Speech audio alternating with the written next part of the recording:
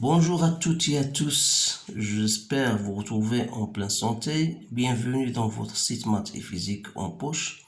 Dans cette séance, je vais aborder avec vous, chers étudiants et étudiantes de la deuxième baccalauréat, un sujet concernant la mécanique newtonienne. Donc vous savez que dans le cadre de préparation à l'examen national, j'essaie toujours de chercher des sujets importants qui engendre des questions bien choisies et qui se posent généralement le jour de l'examen. Alors, voilà, essayez de stopper la vidéo pour lire comme il le faut les exercices posés, puis après on va répondre aux questions. Voilà, je vais vous lire. Des élèves se fixent comme objectif d'appliquer leurs connaissances en mécanique au jeu de plongeon. Ce jeu, réalisé à la piscine, consiste à passer au-dessus d'une corde. Voilà la corde. Voilà la corde. Donc, mais puis atteindre la surface de l'eau. Donc ça, c'est une piscine. La surface de l'eau, un point le plus éloigné possible du point de départ. Donc voilà le point de départ, c'est le point G. Avant de commencer la nage. Bien la notation. Le bassin d'eau a pour longueur D, voilà D, ici, voilà, 20 mètres, et est suffisamment profond. Le plongeur doit quitter un tremplin. À ce moment, son centre d'inertie G est à une hauteur H1, c'est-à-dire voilà le centre G, il est à une hauteur H1 de la surface de l'eau, 1,5 mètres. La corde tendue horizontalement est attachée à une distance, et se trouve à une distance L égale à 1,6 mètres de tremblin. Donc voilà la corde, voilà la distance de la corde, voilà la corde tendue, voilà sa distance L. Voilà, il faut bien comprendre le schéma, parce que si je ne vous comprenez pas le schéma, vous ne pouvez pas répondre. Donc voilà la corde qui est horizontale, bien sûr. Voilà le solide, ou bien le plongeur, il quitte, voilà son centre d'inertie, il se trouve à une distance H1 de la surface de l'eau. Donc normalement, qu'est-ce qu'il doit? Il doit se jeter du tremblin pour arriver à un point le plus éloigné possible, puis il va suivre sa natation jusqu'à la ligne d'arrivée. Donc la corde, bien sûr, elle a une hauteur, bien, il s'ouvre à une hauteur H2 égale à 2 mètres. Voilà, il s'ouvre par rapport à la surface de l'eau. Donc voilà, une fois que vous avez bien compris cette partie-là, essayez de la stopper, bien sûr, pour que vous puissiez la comprendre, parce qu'on va passer maintenant à la suite de l'exercice, bien du sujet. Donc voilà la suite. Au cours d'une simulation, les élèves font plusieurs essais en lançant avec un dispositif approprié un solide ponctuel à partir du point G. Voilà, les étudiants, bien les élèves essaient de lancer, bien sûr, ici, des solides. Donc les essais, ils diffèrent par la valeur du vecteur vitesse initiale du solide et par l'angle du vecteur avec l'horizontale. Bien sûr, voilà le départ du lancement. Voilà le centre d'inertie du solide G. Donc les étudiants essaient de lancer, bien sûr, des solides, bien un solide quelconque avec une vitesse bien déterminée et faisant avec l'horizontale un angle bêta. Donc le repère dans lequel on va étudier, c'est O, I, J, K, voilà I, voilà K. Donc remarquez bien que G se trouve à une distance H1, voilà. C'est-à-dire, il faut bien noter ces choses-là parce que à partir de l'instant t égale à 0, le solide est lancé du point G, c'est-à-dire que x, G, à l'instant t égale à 0, mais il a une composante z qui est égale à H1. Ça, il faut bien le noter avant de commencer à répondre. Donc le point d'intersection entre la verticale passant par la position initiale G et la surface de l'eau, la direction voilà le point O. La direction de l'axe OI est perpendiculaire à plan vertical. Donc tout ça est bien sûr, elle est bien représentée. Vous pouvez le comprendre même sans lire ces questions-là, ces choses-là. Donc on néglige les frottements bien sûr et on prendra G égale. Donc lors d'un premier essai, le solide est lancé des points G à l'instant T égale à 0 avec une vitesse V0 faisant un angle bêta avec l'horizontale. Donc la valeur de V0, voilà, elle était donnée 8 mètres par seconde et appartenant au plan vertical défini par IK. Première question, établir les équations horaires x, t et z de t du mouvement du solide et en déduire l'équation cartésienne de sa trajectoire. Donc on va répondre à cette question parce que c'est la question la plus probable qu'on vous pose bien sûr le jour de l'examen. Donc il faut savoir comment déterminer les équations les équations horaires, en appliquant toujours la seconde loi de la dynamique, c'est-à-dire la seconde loi de Newton. Alors là, qu'est-ce que je vais faire? Donc voilà, la loi de Newton, il vous dit voilà la somme des forces exercées sur un solide égale à m accélération. Donc il faut essayer toujours de projeter cette relation vectorielle sur votre repère, c'est-à-dire puisque la vecteur vitesse se trouve dans le plan IK, donc il suffit de projeter sur OI et sur OK. Alors le poids, bien sûr ici, bien sûr, on n'aura pas de composant suivant I, puisqu'il sera perpendiculaire. Donc, qu'est-ce qu'il reste? Il reste P égale à 0. Donc, MAX sera égal à 0. Ça veut dire que AX égale à 0. Donc, ça veut dire, puisque AX c'est la dérivée de la vitesse, ça veut dire que la vitesse égale à quoi? C'est une constante. Donc, pour que l'accélération soit égale à 0, il faut que la vitesse soit constante. Donc, c'est quoi? La vitesse égale à constante, ce n'est autre que la vitesse à l'instant t égale à 0, qui est égale, dont la composante sera égale à quoi? C'est V0 cosinus de bêta. Donc la vitesse égale à constante, et vous dites que cette constante n'est autre que la composante de la vitesse selon l'axe OX, c'est-à-dire sera égale à V0 cosinus de bêta. Alors là, je peux en déduire x de t, puisque v n'est autre que la dérivée de x par rapport au temps. Donc il faut chercher la primitive bien sûr. Donc ça veut dire que xt n'est autre que v0 cosinus de bêta plus x0. Alors x0 égale à 0, puisqu'on est choisi dans le repère OIJK. C'est-à-dire que x de t égale à v0 cosinus de bêta. Voilà l'expression de x de t. Maintenant, si je projette sur OK, c'est-à-dire on aura l'accélération, le poids égal à moins g, donc est égal à m moins mg égal à ma, donc on reste a ici. Donc toujours c'est la dérivée de la vitesse par rapport au temps.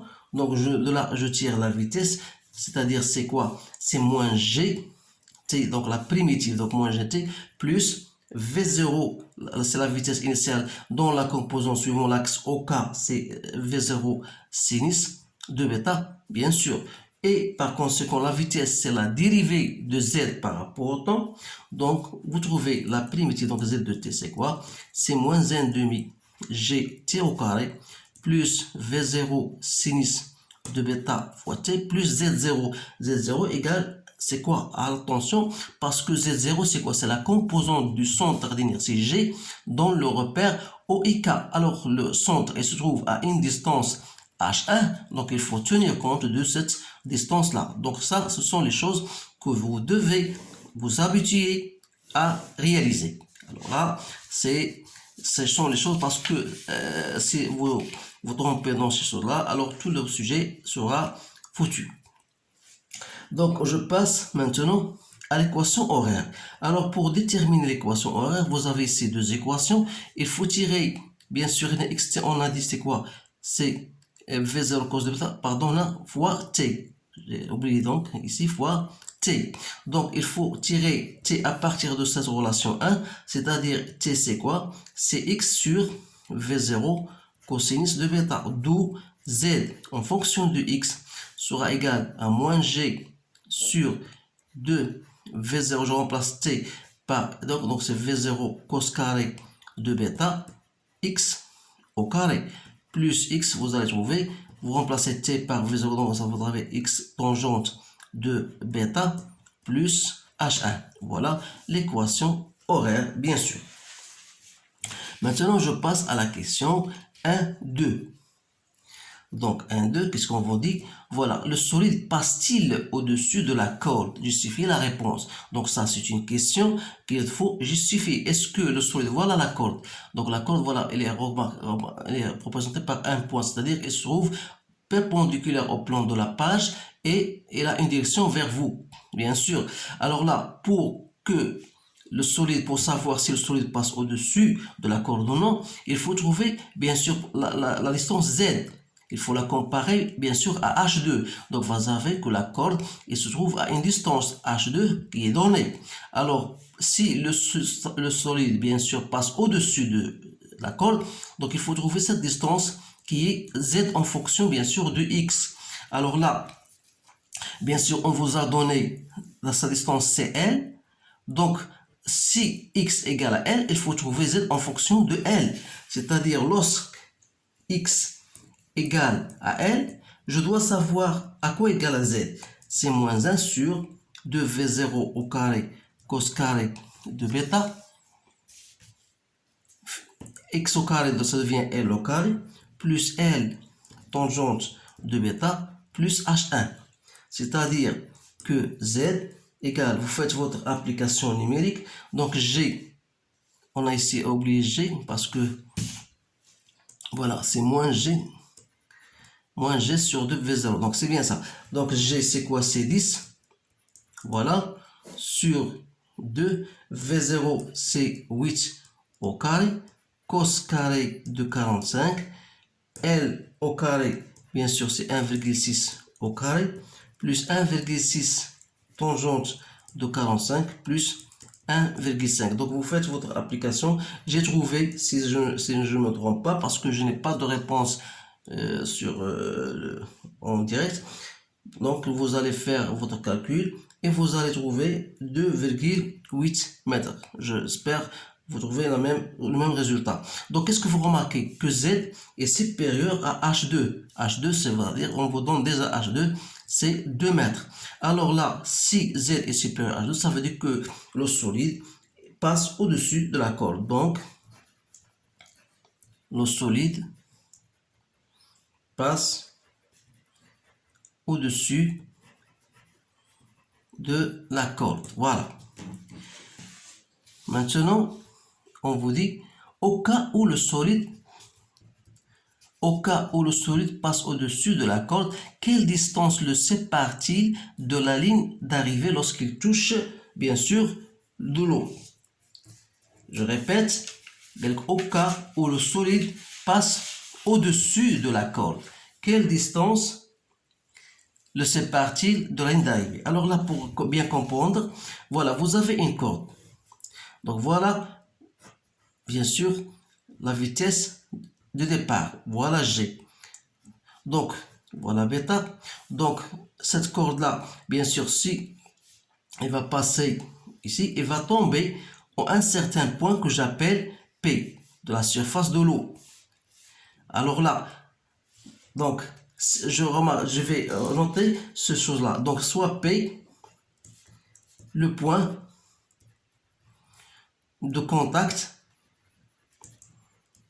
du solide avec l'eau, bien avec la surface de l'eau. Donc, ce point P, il aura une composante X, il aura une composante Z. Z égale à quoi? D'après vous, voilà l'origine O, voilà Z. Donc, si lorsqu'il tombe en l'eau, ça veut dire que Z égale à 0. Donc là, il faut bien comprendre ces choses-là. Donc, si le solide tombe à un point P de la surface de l'eau, sa composante selon l'axe des X sera XP, mais sa composante selon l'axe de OZ égale à 0. Donc, qu'est-ce que je vais faire? Donc, toujours, j'ai l'équation de l'équation horaire, ou bien l'équation de la trajectoire que je vais utiliser. Donc, Z en fonction de XP, donc c'est moins G sur 2V0 au carré cos carré de bêta XP au carré, plus XP tangente de bêta, plus H1 sera égal à 0. Alors là, j'aurai une équation, je vais faire, vous faites vos applications numériques et vous allez trouver, voilà une équation de second degré. Donc 0,15 xp au carré plus xp plus 1,5 égale à 0. Donc, il suffit de faire chercher delta, bien sûr, et de déterminer les deux solutions. Bien sûr, la solution que vous allez prendre, c'est une solution positive. Solution négative, c'est à rejeter. Donc, vous trouvez là, comme j'ai trouvé, XP, j'ai trouvé à peu près 8 mètres. Alors là, une fois j'ai trouvé cette distance XP, donc voilà la ligne d'arrivée.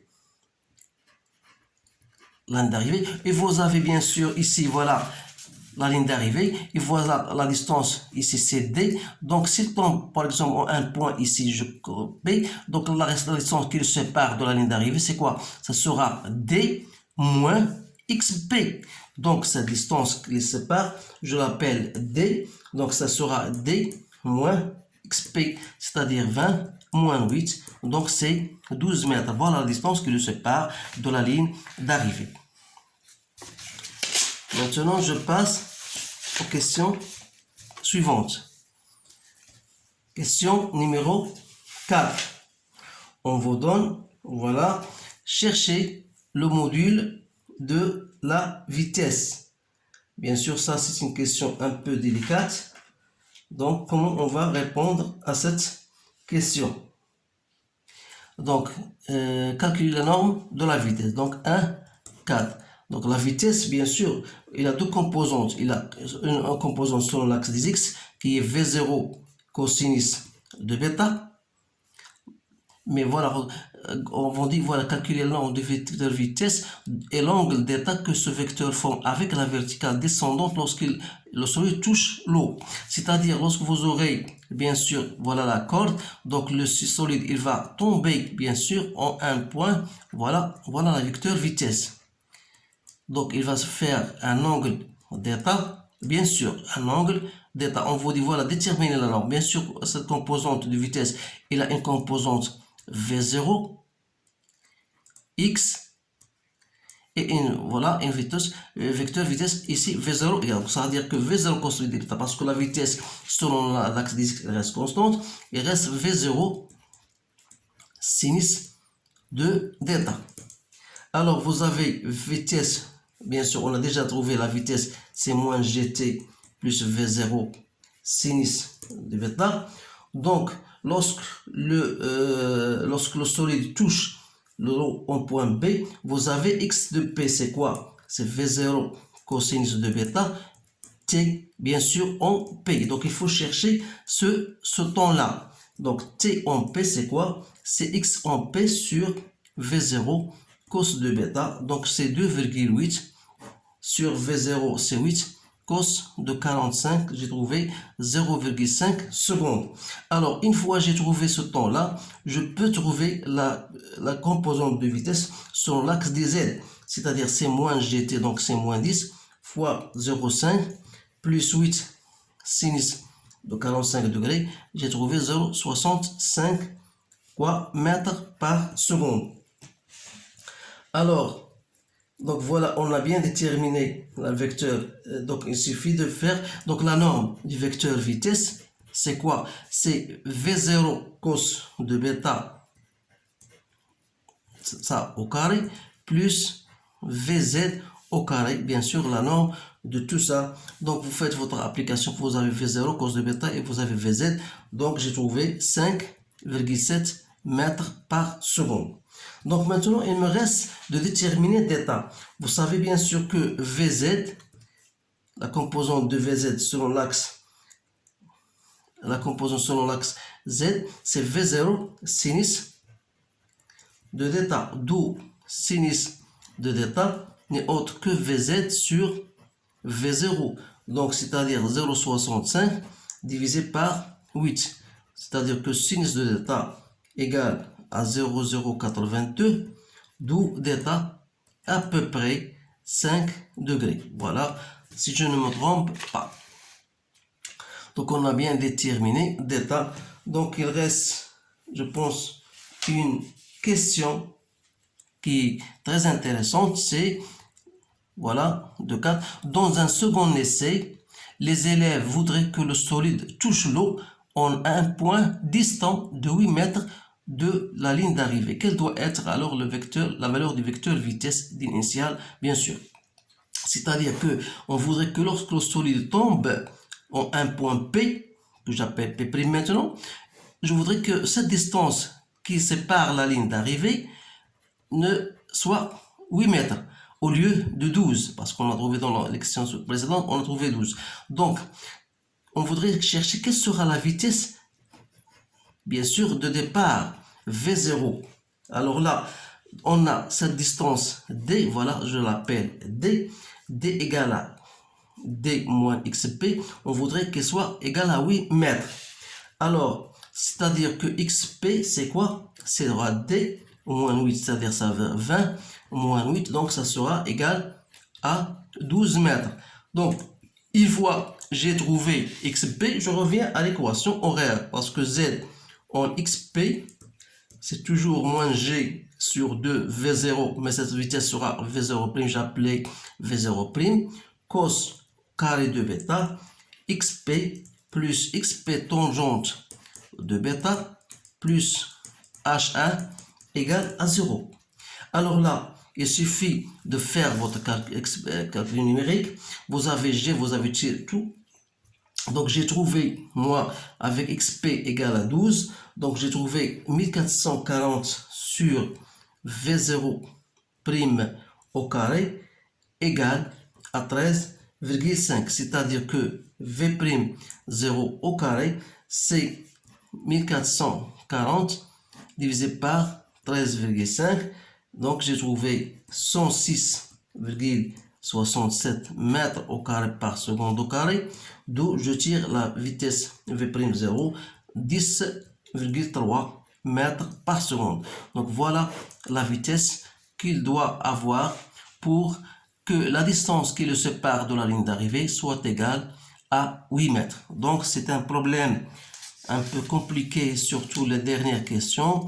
Donc pour y répondre, il faut bien sûr avoir un bagage et vous devez bien sûr faire bien sûr d'autres exercices pour que vous puissiez comprendre ces choses-là et comment répondre à ce genre de questions. Donc voilà, essayez de le faire. Voilà, je vous laisse ici le sujet devant vous pour le scanner et pour le bien maîtriser. Alors je vous remercie de votre attention et je vous souhaite une bonne chance et à bientôt.